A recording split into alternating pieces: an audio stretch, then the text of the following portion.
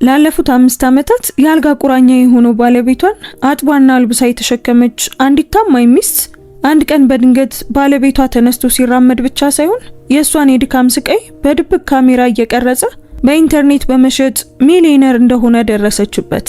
ክላራ በፍቅር ስም ወጣትነቷን ስትገብርለት የነበረው ባለቤቷ ጁሊያን አልጋ ላይ ሆኖ የደገሰላትን አስከፊ ማጭበርበር የደረሰችበት በጭቃ በተለወሱ ጥንድ ጫማዎች ምክንያት ነበር። ታዲያ ይህንን ክህደት ስትመለከት ምን ያደረገች ይመስላችኋል? እያለቀሰች እጇን ሰጠች ወይስ እሱ በገነባው የውሸት ዓለም ላይ የሚሰብር ወጥመድ አዘጋጀችለት? ፍቅር ወደ በቀል፣ መስዋዕትነት ደግሞ ወደ ፍትህ ሲቀየር የሚያሳየውን ይህን አስገራሚ ታሪክ እስከ መጨረሻው ተከታተሉት። ሰላም ውድ ቤተሰቦቻችን እንደምን አላችሁ? ዛሬም ቀደም ሲል በሰማችሁት በቆንጆ አዲስ ታሪክ ተመልሰን መጥተናል። ታሪኩን ከመጀመራችን በፊት ግን ከየት ሆናችሁ እየተከታተላችሁ እንደሆነ ኮሜንት ላይ ጻፉልን። የሁላችሁንም መስማት እንፈልጋለን። ያላችሁበትን ሀገር አሊያም የከተማችሁን ስም ጻፉልን። እንዲሁም አሁን ይህንን ታሪክ እየሰማችሁ ባለበት ሰዓት በእናንተ ሀገር የሰዓት አቆጣጠር ስንት ሰዓት እንደሆነም ጻፉልን። እንደዚህ አይነት ታሪኮችን መስማት የሚያስደስታችሁ ከሆነ ሰብስክራይብ በማድረግ ቤተሰባችንን ተቀላቀሉ። ሁሌም የምንለቀው ቪዲዮ እንዲደርሳችሁ ደግሞ የደወል ምልክቱን ተጫኑ። አንዲት የደግነት ተግባር የሰውን ህይወት ትቀይራለች ብላችሁ የምታምኑ ከሆነ ላይክ አድርጋችሁ ጀምሩት። ምክንያቱም የእናንተ አንድ ላይክ ለቻናላችን እድገት ትልቅ ዋጋ አለው። አሁን በቀጥታ ወደ ታሪካችን እንመለስ። ላለፉት 5 ዓመታት ባለቤቴ ያለኔ እርዳታ አንዲት ኢንች እንኳን ተንቀሳቅሶ አያውቅም። አንድ ቀን ቀደም ብዬ ወደ ቤት ስመለስ በጀርባው በር አጠገብ በረጠበና በሚንጠባጠብ ትኩስ ጭቃ የተለወሱትን ጫማዎች አየሁ። ዊልቸሩ ባዶ ነበር። ላለፉት 2000 ቀናት ያጠብኩት ያለበስኩትና የተሸከምኩት ሰው እዚያ አልነበረም። ነገር ግን በጭቃ የተለወሱት ጫማዎች አሁንም እዚያው ተቀምጠዋል። ይህ እንዴት ሊሆን ቻለ? አንድ ሰው ሰብሮ ገብቶ ወስዶት ይሆን? አይምሮዬ መታወክ ጀመረ። የሕክምናን ተአምር እያየው ነበር ወይስ እስካሁን ባልተረዳሁት ቅዠት ውስጥ ቆሜ ነበር? ከቀኑ 8 ሰዓት ከሩብ ላይ በደጃፉ ላይ ስረግጥ በክንዶቼ ላይ የነበረው የሸቀጣሸቀጥ ትክክለኛን ክብደት አስታውሳለሁ። ብዙውን ጊዜ በዚያ ከሰዓት ቤቱ የተለየ ሽታ አለው። የጸረ ተባይ፣ የላቬንደርና የበሽተኛ ክፍል ከባድ ሽታ። ቀደም ብዬ ወደ ቤት የመጣሁት የሸቀጣሸቀጥ መደብሩ ጁሊያን የተጎዳው የምግብ መፈጨት ስርዓቱ ሊቋቋመው የሚችለው ብቸኛው ነገር ነው ብሎ የተነገረለትን የተለየ ኦርጋኒክ ምግብ ስለጨረሰ ነበር። በምትኩ በትንሽ ትኩስ ሾርባ ላስገርመው ፈልጌ ነበር። ነገር ግን በሩ ከበስተጀርባ ተዘግቶ ሲቆለፍ ጸጥታው ሰላማዊ አይነት አልነበረም። ከባድ ነበር። የሆነ ባዶነት ነበረው። የስኒከር ጫማዬ በጠንካራው ወለል ላይ እየጮኸ ወደ ሳሎን ተጓዝኩ። ልቤ በደረቴ ውስጥ እንግዳ በሆነ መደበኛ ባልሆነ ዳንስ ጨፈረ። ጁሊያን ብዬ ተጣራሁ፣ ግን ምንም መልስ የለም። ሺህ ጊዜ ያጠብኩትን ያንን ሰማያዊ የፍሊስ ብርድ ልብስ እግሮቹን ሸፍኖ መስኮቱ አጠገብ ተቀምጦ ለማየት በመጠበቅ ጥጉን ታጠፍኩ። ነገር ግን ወንበሩ ባዶ ነበር። ያ ሰማያዊ ብርድ ልብስም እንደ ተጣለ ቆዳ ወለሉ ላይ ተጎትቶ ነበር። ክፍሉ በጣም ቀዝቃዛ ነበር። የጀርባው በር በትንሹ ተከፍቷል እና እዚያም በትርፍ ሰዓት ስራ በመስራት በከፈልኩት ውድ የሸክላ ንጣፍ ላይ የሱ ጫማዎች ነበሩ። በትኩስና ጥቁር ጭቃ ተለውሰው ነበር። አልጮኩም። ቦርሳዎቹን እንኳን አልጣልኩም። ጭቃማውን ጫማ በትኩረት እያየሁ እዚያው ቆምኩኝ። አይምሮዬ ልቤን ለመጠበቅ ሺህ አመክንዮች ውሸቶችን መፍጠር ጀመረ። ምናልባት አንድ ሰው ሰብሮ ገብቶ ሊሆን ይችላል። ምናልባት አንድ ጎረቤት አግዞት ሊሆን ይችላል። ነገር ግን ጫማዎቹ የሱ መጠን ነበሩ እና ጭቃው አሁንም ያብረቀርቅ ነበር። ከጫካው በስተጀርባ ካለው መንገድ ብቻ የሚገኝ ደማቅ ጭቃ ነበር። ባለቤቴ ከ5 ዓመታት በፊት አደጋ ከደረሰበት ጊዜ ጀምሮ በራሱ 2 እግሮች ቆሞ አያውቅም። ከዚያን ጊዜ ጀምሮ እያንዳንዱን የንቃት ሰዓት የሱ እጆች፣ እግሮችና አገልጋይ በመሆን አሳልፌያለሁ። የሱን በድን ክብደት ወደ ገንዳ ውስጥ በማንሳት ስር የሰደደ የጀርባ ህመም አጋጥሞኛል። ሆኖም አሁን ዊልቸሩ ባዶ ነበር እና ጫማዎቹ እንደረጠቡ እዚያ ነበሩ። በድንገት በጀርባዬ ላይ የሚሄድ ከባድ ቅዝቃዜ ተሰማኝ። ከራሴ በቀጥታ በላይ የወለል ጣውላ ጮኸ። እሱ የአንድ ቤት መረጋጋት ለስላሳ የሙከራ ጩኸት አልነበረም። ዓላማ ኖሮት የሚራመድ ሰው ጠንካራ ምታማ ድምጽ ነበር። የውሸት ክብደት ከባድ ነው፣ ነገር ግን የእውነት ክብደት ሰባሪ ነው። በዚያ ቅጽበት በህይወት እያለ ሳዝንለት የነበረው ሰው ጥላ መሆኑን ተረዳው። ተጎጂ የመሆንን ጥበብ ፍጹም ካደረገ አዳኝ ጋር እንደኖርኩ አወቅኩ። መንቀሳቀስ እንዳለብኝ አውቅ ነበር። በጸጥታ ከኩሽና ወጣው። እንቅስቃሴዎቼ ልክ እንደ መንፈስ ነበሩ። የሚተኛ በሽተኛን ላለማስነሳት በመሞከር ለአመታት የተማርኩት። ከፊት ለፊት በር ሾልኬ ወጥቼ ወደ ኤስዩቪ መኪናዬ ሮጥኩኝ። ሞተሩን አላስነሳውትም። የላይኛውን ፎቅ መስኮት እያየሁ አንጎዎቼ ነጭ እስኪሆኑ ድረስ መሪውን ጨብጬ እዚያው ተቀመጥኩ። አይምሮዬ ወደ አደጋው ምሽት፣ ወደ ዝናባማው አውራ ጎዳና፣ ወደ ገጨው ያልታወቀ መኪና፣ ያከርካሪ አጥንቱ የተጎዳ ቲሹ መሆኑን ወደ ተናገሩት ዶክተሮች ተመለሰ። ጁሊያን በጣም ደፋር ነበር። ክላራ ሸክም በመሆኔ በጣም አዝናለሁ ብሎ ያንሾካሹክ ነበር። እሱ እንዳልሆነ ለማረጋገጥ ራሴን እስከ አጥንቴ ድረስ አሰርቼ ነበር። ለየት ያለውን መወጣጫ ለመግዛት የአያቴን የጮኝነት ቀለበት ሸጫለሁ። የሙሉ ጊዜ ነርስ ለመሆን በውስጥ ዲዛይን የነበረኝን ሙያ ትቻለሁ። እሱ ዝም ብሎ ሲጫወት እኔ ሙሉ በሙሉ ገብቼ ነበር። ግን ለምን መራመድ ከቻለ ለምን 5 ዓመታትን በወንበር ላይ አሳለፈ? ሚስት በድካም ስትጠውልክ ለምን ያያል? ቤቱን፣ የኛን ውብ ሰፊ የኮሎኒያል ቤት ተመለከትኩ እና የማቋቋሚያውን ገንዘብ ከ3 ዓመታት በፊት የተቀበልነውን የ$3 ሚሊዮን የኢንሹራንስ ክፍያ ተረዳሁ። ለረጅም ጊዜ እንክብካቤው በታማኝነት ፈንድ ውስጥ መሆን ነበረበት። እኔ ግን በእኔ አነስተኛ የፍላሪስ ቼኮችና በእሱ የአካል ጉዳት ፍርፋሪዎች በመኖር 1 ሳንቲም እንኳን ነክቼ አላውቅም። በእሱ አሳዛኝ ተውኔት ውስጥ ፍጹም ገጸ ባህሪ ነበርኩ። የኢንሹራንስ ኩባንያው ልብ እንዲደማ ያደረግኩ ታማኝ ሚስት ነበርኩ። በመኪና ውስጥ ያለው አየር ብረታማ እየመሰለኝ በጥልቀት ተነፈስኩ። እዚያ ገብቼ መጮህ አልቻልኩም። አይ ገና አሁን አይደለም። ለእኔ የተቆፈረው ጉድጓድ ጥልቀት ማወቅ ነበረብኝ። አይኖቼ በኋለኛው መስታወት ላይ ተስተካክለው ለ20 ደቂቃዎች ያህል ጠበቅኩ። በመጨረሻም በሳሎን ውስጥ ያለው መጋረጃ ሲንቀሳቀስ አየሁት። ከዚያም በመስታወት ውስጥ አየሁት ጁሊያን በዊልቸር ተቀምጦ ልምድ ባለው ተዋናይ ጥበብ ሰማያዊውን ብርድ ልብስ በጭኑ ላይ እየሳበ ወደ ክፈፉ ውስጥ ገባ። ሁል ጊዜ የሚለብሰውን ያንን ባዶ የዛለ እይታ ወደ መግለጫው አስተካከለ። ወደ ገጸ ባህሪው ተመለሰ። መስኮቱን ዝቅ ማድረግ እስኪኖርብኝ ድረስ በጣም ጠንካራ የሆነ የማቅለሽለሽ ማዕበል ተሰማኝ። የወደድኩት ሰው ባዶ ዛጎል ነበር። ትዳራችንን ወደ ረጅም ማጭበርበር የቀየረ ዋና ጌታ ተዋናይ። መኪናውን ወደ ኋላ አርጌው ከግቢው መንገድ በቀስታ ወጣሁ። በአቅራቢያው ወዳለ መናፈሻ ነድቼ አግዳሚ ወንበር ላይ ተቀመጥኩ። ዳክዬዎችን አየሁ። አይምሮዬ በመጨረሻም መሳል ጀመረ። ሐዘኑ አሁንም በእርግጥ እዚያ ነበር። ነገር ግን በብርድ ተንኮለኛ ቁጣ በፍጥነት እየተዋጠ ነበር። እሱ እኔ አሻንጉሊት መስዬው ነበር። እርዳታ ብቻ የማቀርብለት ሴት መስዬው ነበር። ታሪኩን የሚቀይርበት መንገድ ያገኝ ነበር። የማይካድ ማስረጃ ያስፈልጋል። ሲቆም ማየት፣ ሲራመድ ማየት ያስፈልገኛል እና በመጨረሻ ሲወድቅ እሱን የሚይዘው እዚያ ማንም እንደማይኖር ማረጋገጥ ነበረብኝ። ከዚያ ወደ ኋላ ለመመለስ ወሰንኩ። ለጥቂት ተጨማሪ ቀናት አፍቃሪ የደከመች ሚስት ሚናን እጫወታለሁ። ህይወት የሌላቸውን እግሮቹን እነካለሁ እና ወደ ውሸታም አይኖቹ እመለከታለሁ። ፍርሃቱ እንዲፈላ እንዲገነፍል እፈቅዳለሁ። የሚቀጥሉትን 4 ሰዓታት ትናንሽ የማይታዩ ነገሮችን በመግዛት በድንጋጤ አሳለፍ። እንደ መደርደሪያ ስፒከር፣ የተደበቀ ካሜራ፣ ከፍተኛ የመሳብ አቅም ያላቸው መሳሪያዎች ስብስብና በፍጥነት ወደ ድንጋይነት የሚቀየር ልብ። መኪናው ውስጥ ሆኜ መደበኛ እስክመስል ድረስ ቤት ነኝ የሚለውን ድምጼን ተለማመድኩ። ፍጹም መሆን ነበረብኝ። በአንዲት ቃል እንኳን ከተሰናከልኩ ያውቅ ነበር እና እኔ ማወቄን ካወቀ በሚሊዮን የሚቆጠሩ ዶላሮችና የ5 ዓመታት ህይወቴ ለዘላለም ይጠፉ ነበር። በመጨረሻም 12 ሰዓት ላይ ወደ ግቢው ስመለስ ፀሐይ ከዛፎቹ በታች እየጠለቀች ነበር።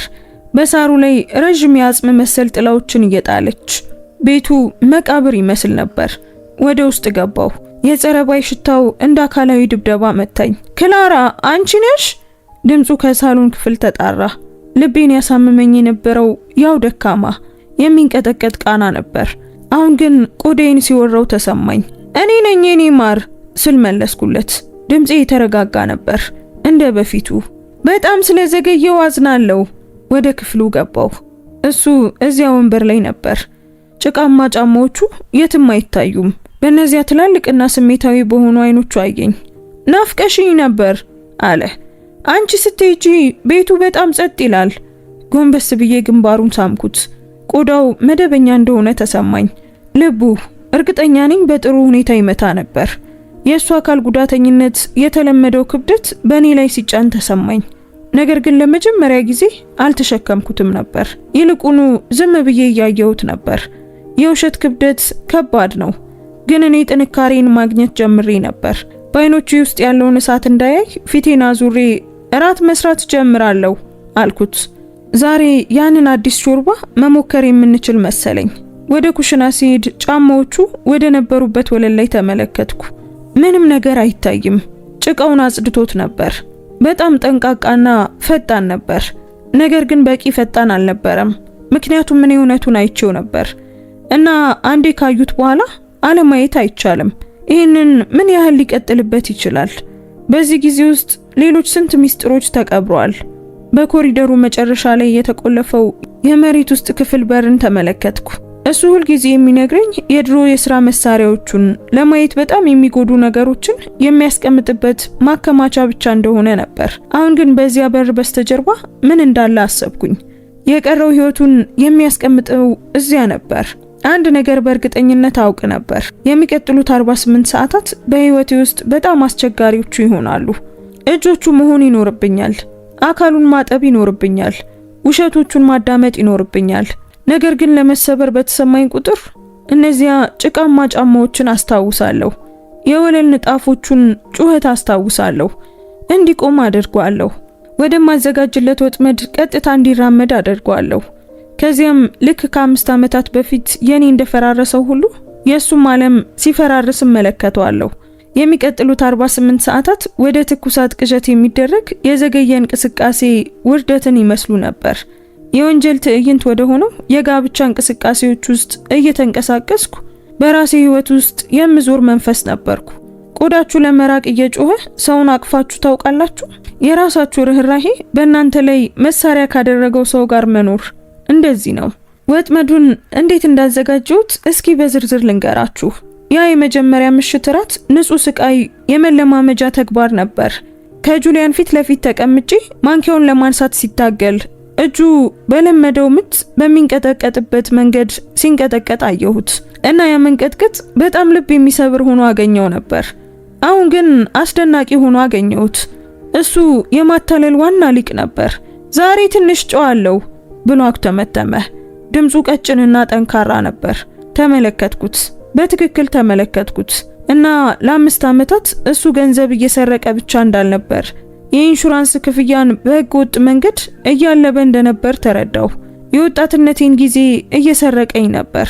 በእሱ የሕክምና ድንገተኛ አደጋዎች ጭንቀት ጸጉሬ እየሳሳ በ5 ዓመታት ውስጥ ሳረጅ ተመልክቶኛል። እሱ ግን በዚህ ወንበር ላይ ተቀምጦ በድብቅ እያረፈና በድብቅ ጤናማ ሆኖ ነበር። አዝናለሁ የኔ ማር አልኩት፣ በአፌ ውስጥ እንደ መርዝ በሚሰማኝ ጣፋጭነት ድምጼ እየፈሰሰ። በአሁን ጊዜ በጣም ደክሞኛ ያውቃል፣ ጀርባዬንም እያመመኝ ነው። በጥፋተኝነት ስሜት ፊቱን ተመለከትኩ። ምንም አልነበረም።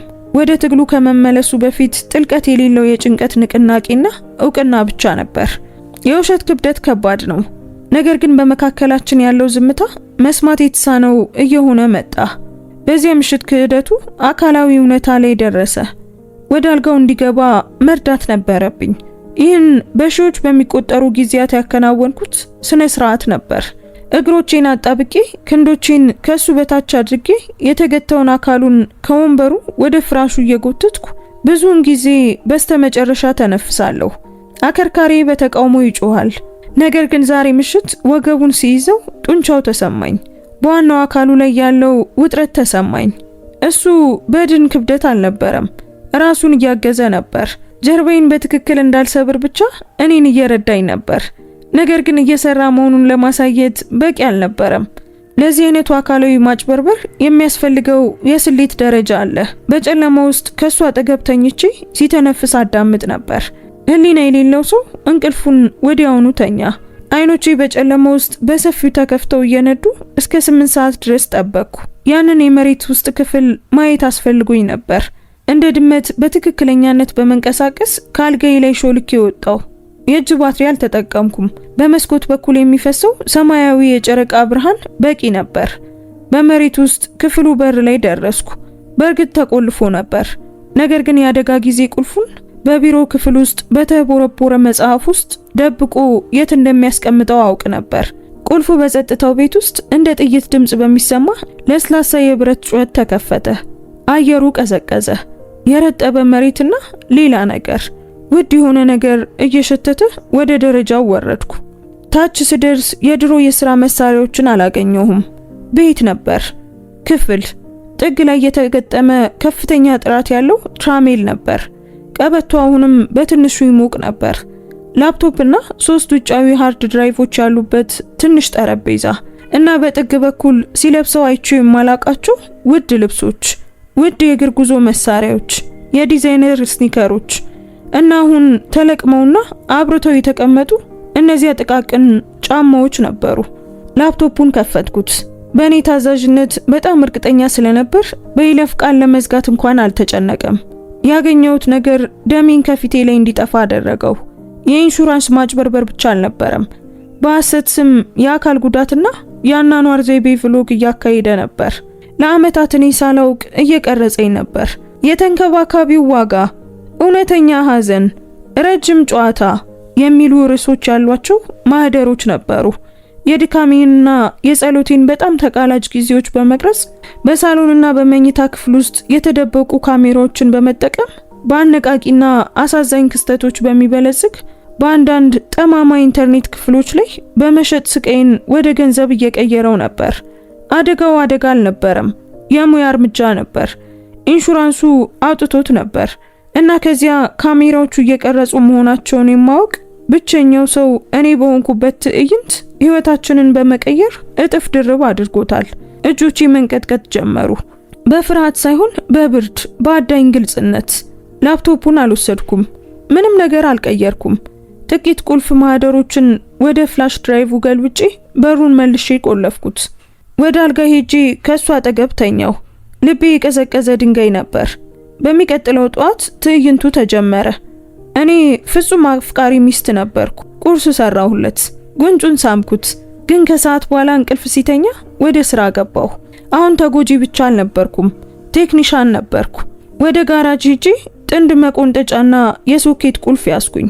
ከሰዓት በኋላ ቀጥሬው በነበረው ጊዜያዊ ነርስ ወደ መጸዳጃ ቤት እንዲሄድ እየታገዘ ሳለ ዊልቸሩ ባዶ ወደ ነበረበት ሳሎን ተመለስኩ። ይህ የቅንጦት ነገር ልንገዛው እንደማንችል ነግሬው ነበር። ይህን የቅንጦት ነገር ልንገዛው እንደማንችል ነግሬው ነበር። ነገር ግን እኔ በጣም ለሚያስፈልገኝ የእግር ጉዞ መሄድ እንድንችል አጥብቄ ጠየቅኩት። ወንበሩ አጠገብ ተንበረከኩ። እነዚህ ወንበሮች ጠንካራ ሆነው የተሰሩ ናቸው። ነገር ግን ተንቀሳቃሽ ለማድረግ ለዊልስ ፈጣን የመልቀቂያ ፒኖች ላይ ይመረኮዛሉ። ፒኖቹን ሙሉ በሙሉ አላስወገድኳቸውም።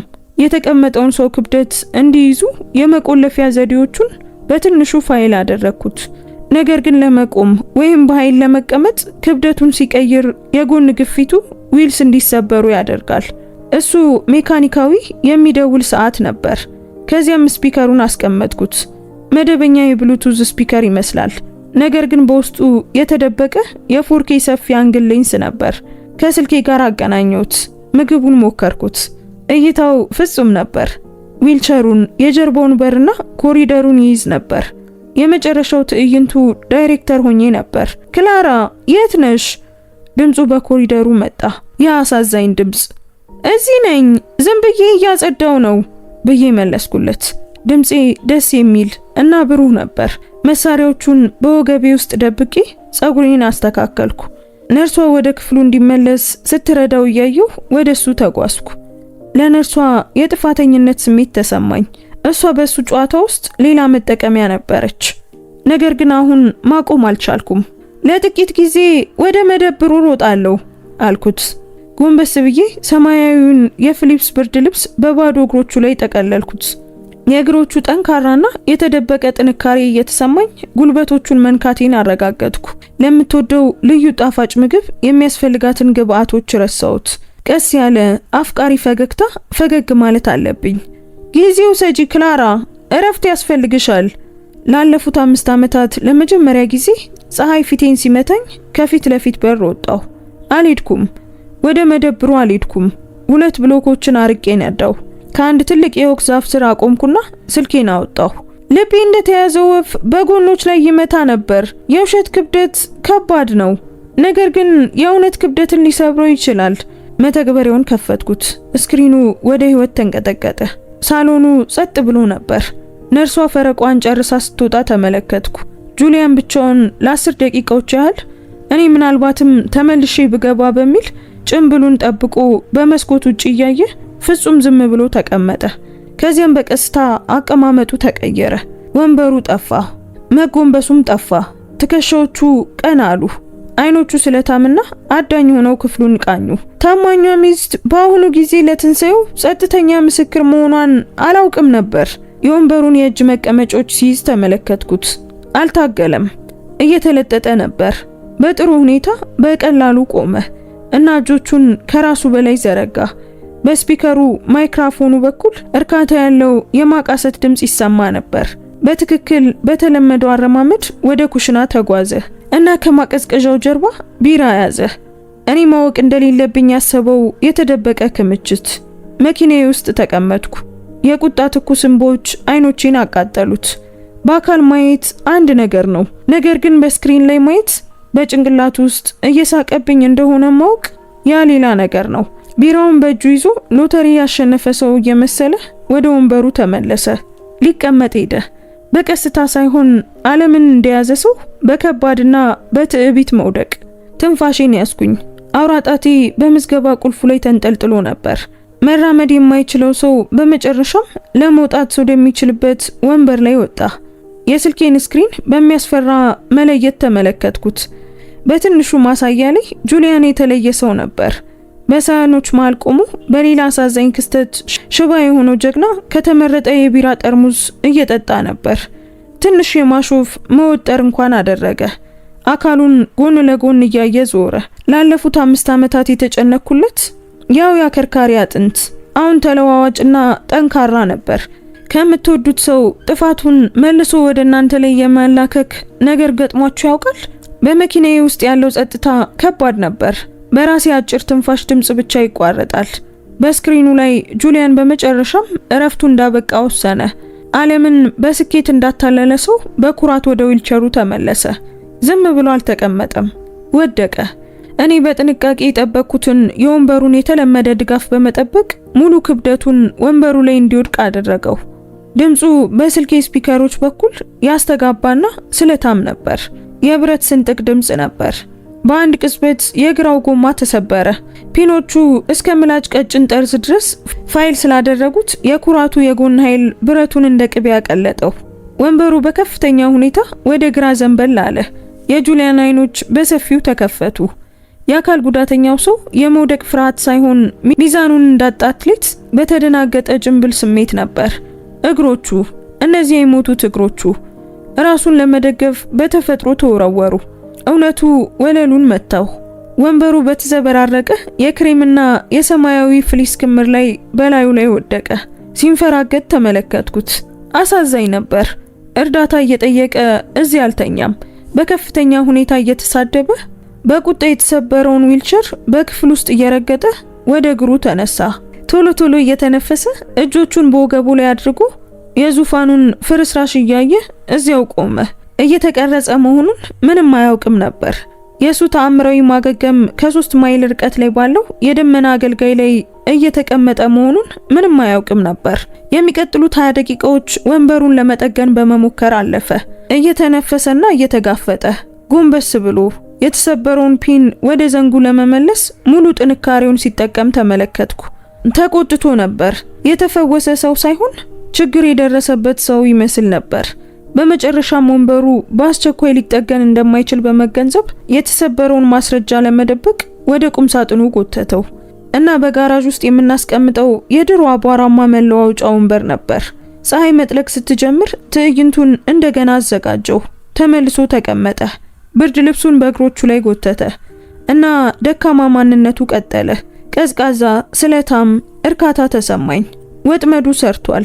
ሲቆምና ሲረግጥ ሲሳደብ የሚያሳይ ቀረጻ አለ። ነገር ግን አልጨረስኩም ነበር። ጭንብሉ በአካል ሲወልቅ ፊቱን ማየት አስፈልጎኝ ነበር። የህግ ትግል አልፈለኩም። ግን የሱ ማንነት፣ የሱ ኩራትና በህይወቴ ላይ የነበረው ቁጥጥር እንዲገደል ፈለኩ። እስከ ምሽቱ 1 ሰዓት ተኩል ድረስ ጠበቅኩ። ሁልጊዜም እንደማደርገው በጠጠር ላይ ባለው ያው ቀስ ያለ ምታማ የጩኸት ድምፅ ወደ ቤት ተመለስኩ። የሌለውን የጣፋጭ ምግብ ግብአቶች የያዘ አንድ የሸቀጣ ሸቀጥ ቦርሳ ይዤ በደጃፉ በር ገባሁ። ቤቱ እንደገና ጸጥ አለ። የጸረ ተባይ ሽታው ተመልሷል። ነገር ግን በዚህ ጊዜ እንደ ሆስፒታል አስክሬን ክፍል ይሸት ነበር። ጁሊያን ተመልሻለሁ ተጣራው። ድምፄ አሁን የተለየ ነበር። ያቺ ደስተኛ የደከመች ሚስት አልነበረችም። ዝቅተኛ ነበር። በእርግጥ የተረጋጋ ነበር።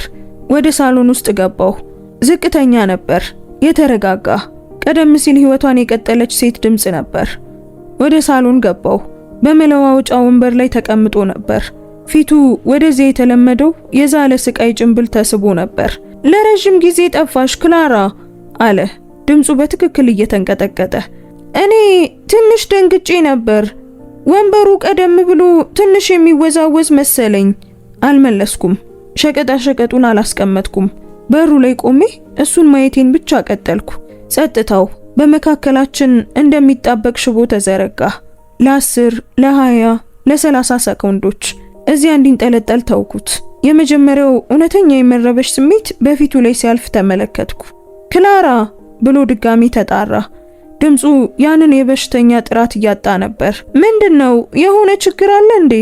ወደ ቡና ጠረጴዛው ተራምጄ ስልኬን በፊቱ ላይ ያስቀመጥኩት።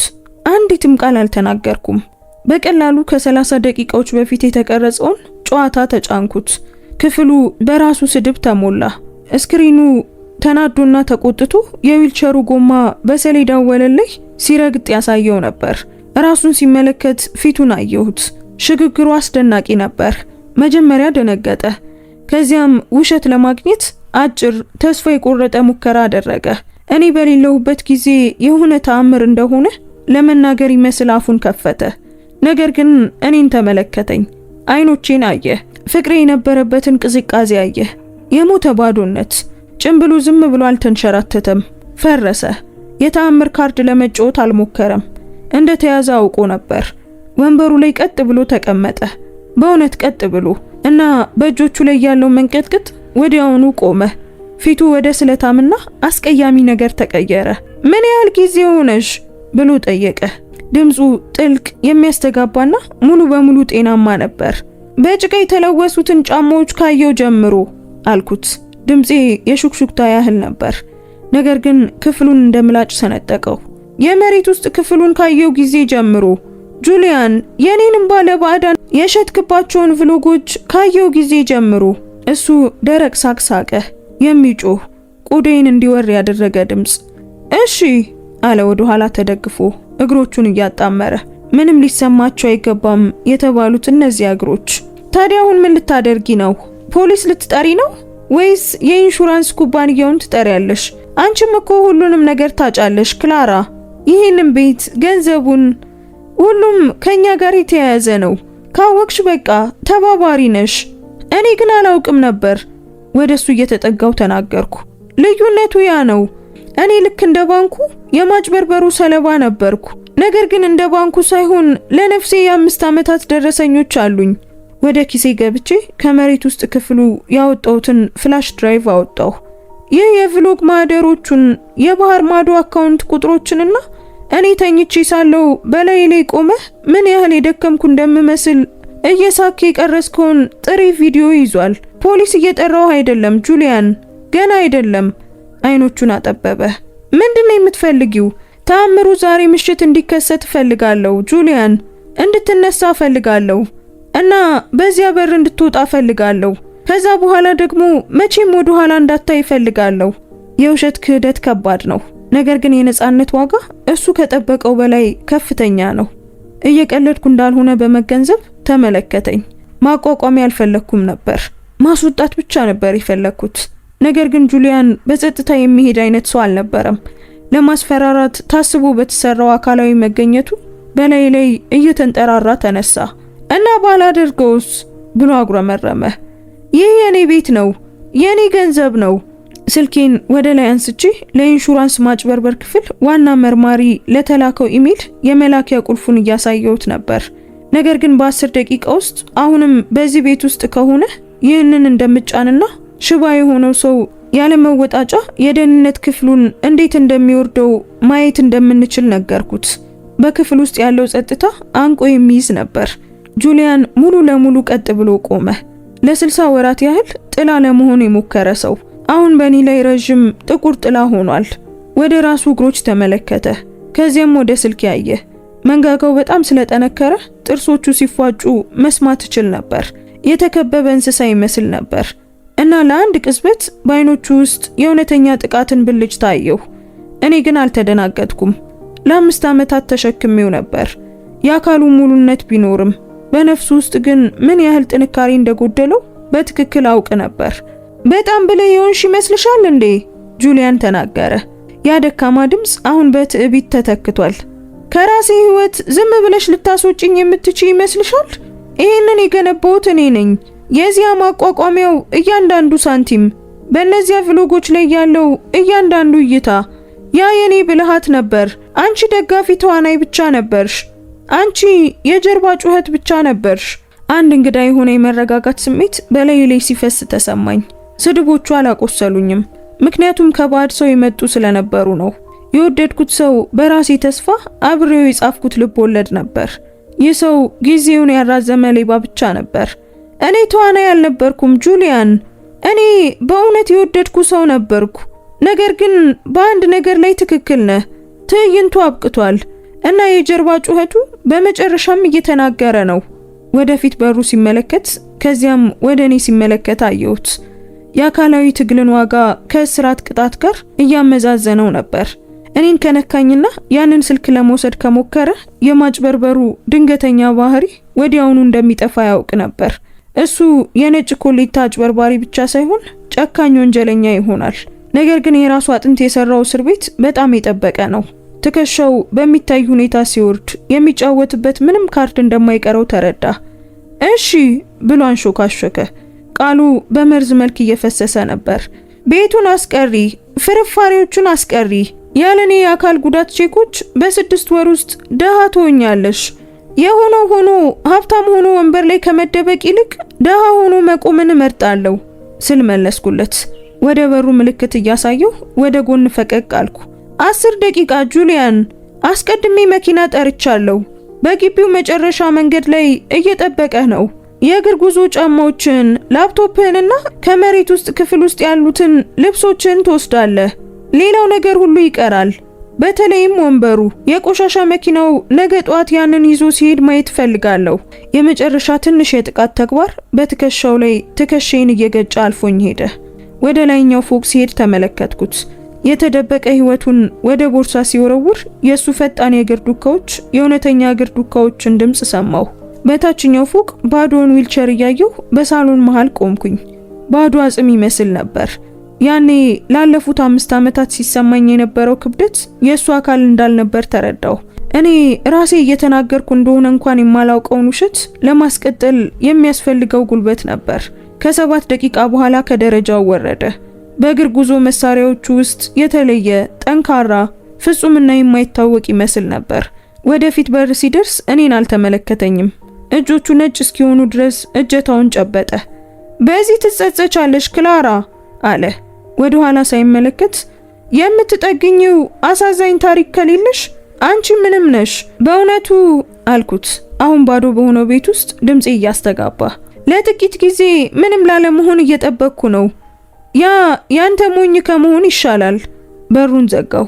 በረጅሙ መንገድ ላይ ሲራመድ በመስኮት ተመለከትኩ። ሳይታገል ነገር ግን ዝም ብሎ ወደሚጠብቀው ጥቁር መኪና እየሮጠ የ5 ዓመታት ሚስጥሩን ይዞ ወደ ምሽቱ ጠፋ። ለረጅም ጊዜ እኔ እዚያው ቆምኩ። የቤቱ ጸጥታ በመጨረሻም ቀላል ሆኖ ተሰማኝ። ወደ ቡና ጠረጴዛው ተራምጄ ስልኬን አነሳው እና ለኢንሹራንስ ኩባንያው የተላከውን ኢሜል የመላኪያ ቁልፍ አልተጫንኩም። ገና አሁን አይደለም፣ የተሻለ እቅድ ነበረኝ። ፍላሽ ድራይቭንና የማገገሚያውን ቀረጻ ወስጄ ከአጭበርባሪ የትዳር አጋሮች ንብረቶችን በማስመለስ ረገድ ልዩ ለሆነ ጠበቃ ላኩት። እሱን ማሰብ በሚኖርብኝ እስር ቤት ውስጥ እንዲሆን አልፈለኩም። እንዲደኸይ ፈለኩ። የዚያ የ3 ሚሊዮን ዶላር ማቋቋሚያ እያንዳንዱን ሳንቲም ለሰረቃቸው ሰዎች እንዲመልስ ፈለኩ። እና የተንከባካቢ ደሞዜ ከሱ የተደበቀ የባህር ማዶ አካውንቶች እንዲከፈለኝ ፈለግኩ። ዊልቸሩ ወደ ነበረበት ቦታ ተቀመጥኩ። በፀሐይ የሞቁትን የወለል ጣውላዎች ከበታቼ ተሰማኝ። ላለፉት 2000 ቀናት ሁሉ ለመጀመሪያ ጊዜ ምግብ ማቀድ፣ የአካላዊ ሕክምና ክፍለ ጊዜን መርሃ ግብር ማስያዝ ወይም መቆም የማይፈልገውን ሰው ማንሳት። ካለፉት 2000 ቀናት በኋላ ለመጀመሪያ ጊዜ ምግብ ማቀድ፣ የአካላዊ ሕክምና ክፍለ ጊዜ መርሃ ግብር ማስያዝ ወይም መቆም የማይፈልገውን ሰው ማንሳት አልነበረብኝም። ነገር ግን የእውነት የመጀመሪያዋን እስትንፋስ ለሚሰጥ ነፍስ እንደ ኦክሲጅን ነው። በማግስቱ ጧት በ5 ሰዓት ላይ በደውል ድምፅ አልነቃውም። በማግስቱ ጧት በ11 ሰዓት ላይ በደውል ድምፅ አልነቃውም።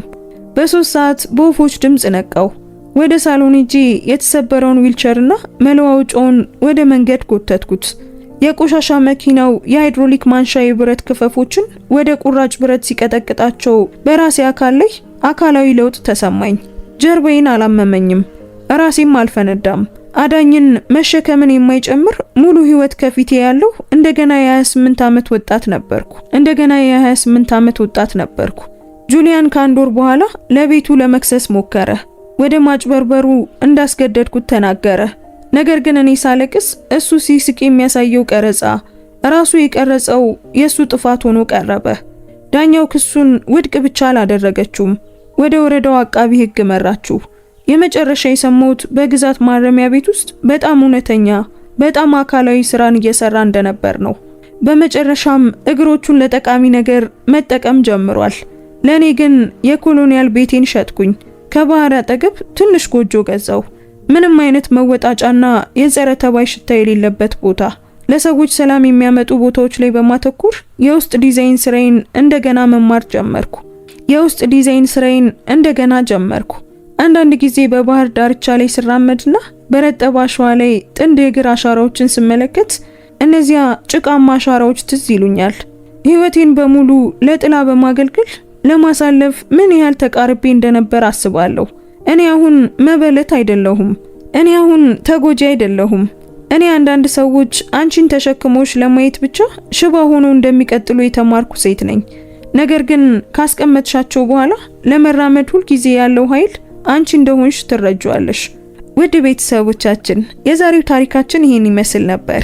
ታሪኩን እንዴት አገኛችሁት? ምንስ ተማራችሁበት? እስኪ ኮሜንት ላይ ሐሳብ አስተያየታችሁን ጻፉልን። እንዲሁም ቪዲዮ ለብዙ ሰዎች እንዲደርስ ላይክ እና ሼር አድርጉት። ውድ ቤተሰቦቻችን ታሪኮችን መስማት የሚያስደስታችሁ ከሆነ በየቀኑ ወደ እናንተ የምናደርስበትን የዩቲዩብ ቻናላችንን ሰብስክራይብ በማድረግ ተቀላቀሉ። በየቀኑ ስንለቅ እንዲደርሳችሁ የደውል ምልክቱን ተጫኑ። እናመሰግናለን። እንወዳችኋለን። ቸር ቆዩን።